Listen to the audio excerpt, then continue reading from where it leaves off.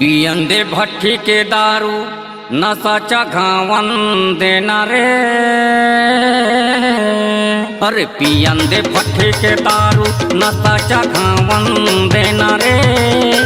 पियन दे मऊहा के दारू नशा चघावन देना रे।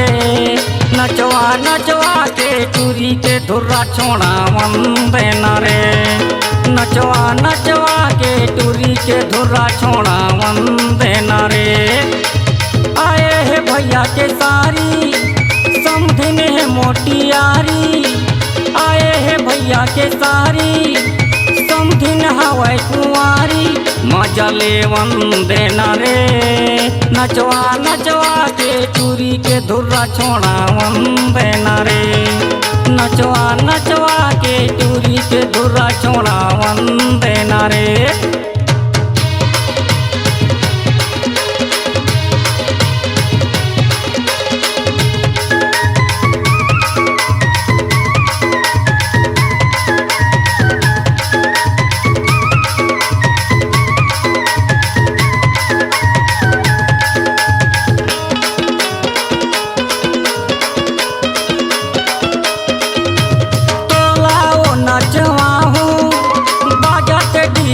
बाजा चढ़े जवानी सतरा के ले लेना होता है मजा।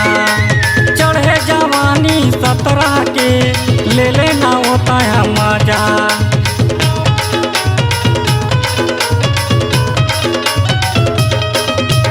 तोला वो नचवा हूँ बाजा थे डीजे बाजा।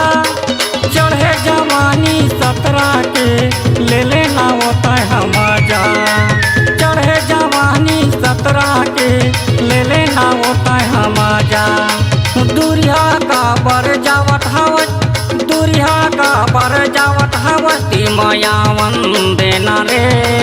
नचवा नचवा के टूरी के धुर्रा छोड़ावन देना रे। नचवा नचवा के टूरी के धुर्रा छोड़ावन देना रे।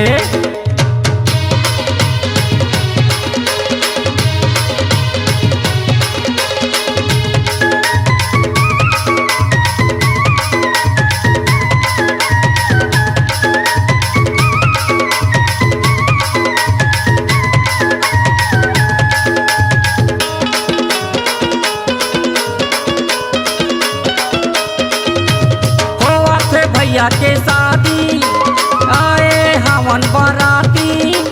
समधिन टूरी पटाके मारन देना रे बाजी। समधिन टूरी पटाके मारन देना रे बाजी।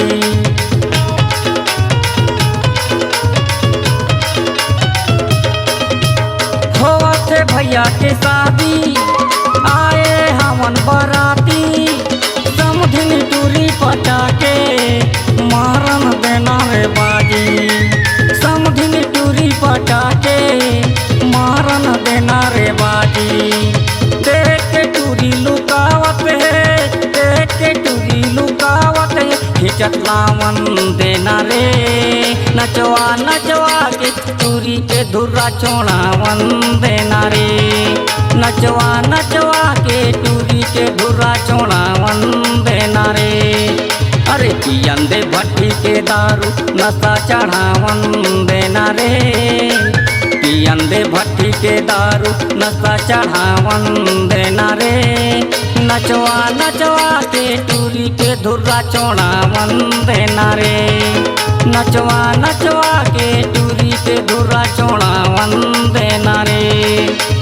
आए है भैया के सारी समधिन है मोटी यारी। आए है भैया के सारी समधिन हवै कुंवारी। मजा लेवन देना रे। नचवा नचवा के टूरी के धुर्रा छोड़ावन देना रे। नचवा नचवा के टूरी के धुर्रा छोड़ावन देना रे। नचवा नचवा के टूरी के धुर्रा छोड़ावन देना रे। नचवा नचवा के टूरी के धुर्रा छोड़ावन देना रे। अपनी आवाज को दीजिए एक नया मुकाम।